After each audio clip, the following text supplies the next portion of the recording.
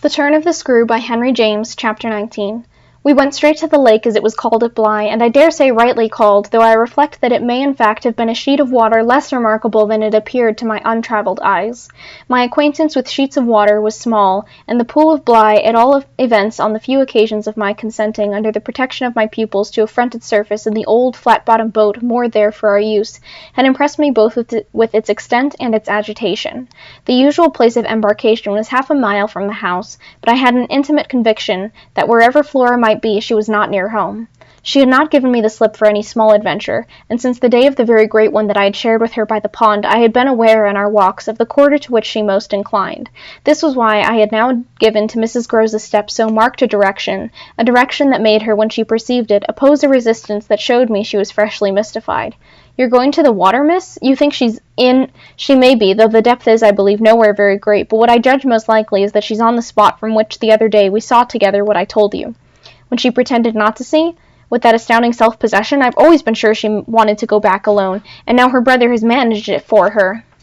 Mrs. Grove still stood where she had stopped. "You suppose they really talk of them?" I could meet this with a confidence. "They say things that if we heard them would simply appall us." "And if she is there?" "Yes." "Then Miss Jessel is." "Then Miss Jessel is?" "Beyond a doubt. You shall see." "Oh, thank you," my friend cried, planted so firm that, taking it in, I went straight on without her.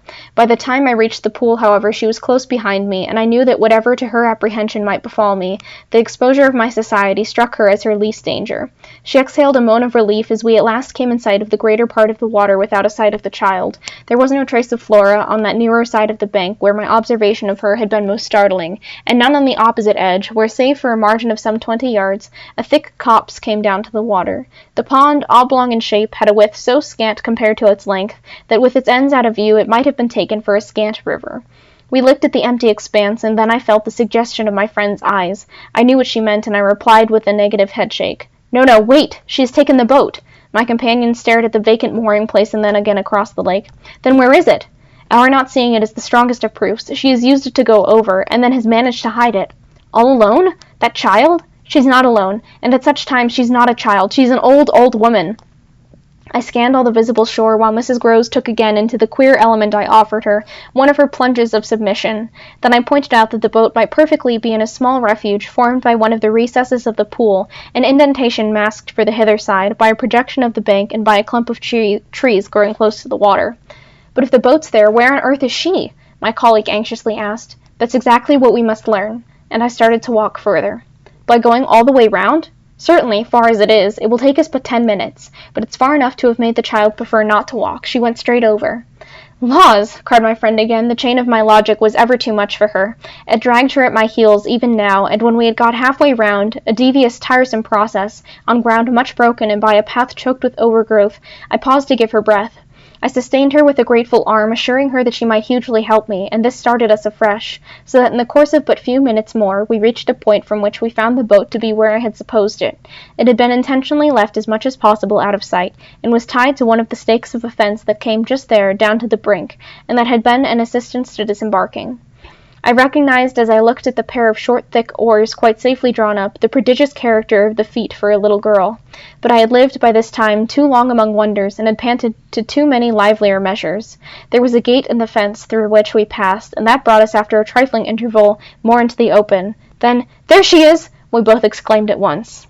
Flora, a short way off, stood before us on the grass and smiled as if her performance was now complete. The next thing she did, however, was to stoop straight down and pluck, quite as if it were all she was there for, a big, ugly spray of withered fern. I instantly became sure she had just come out of the copse. She waited for us, not herself taking a step, and I was conscious of the rare solemnity with which we presently approached her. She smiled, and we met. But it was all done in a silence by this time flagrantly ominous. Mrs. Groves was the first to break the spell. She threw herself on her knees, and drawing the child to her breast, clasped in a long embrace the little, tender, yielding body. While this dumb convulsion lasted, I could only watch it, which I did the more intently when I saw Flora's face peep at me over our companion's shoulder. It was serious now, the flicker had left it, but it strengthened the pang with which I at that moment envied Mrs. Groves the simplicity of her relation. Still, all this while, nothing more passed between us, save that Flora had let her foolish fern again drop to the ground. What she and I had virtually said to each other was that pretexts were useless now.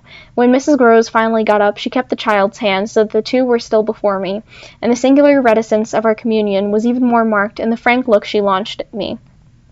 "I'll be hanged," it said, "if I'll speak."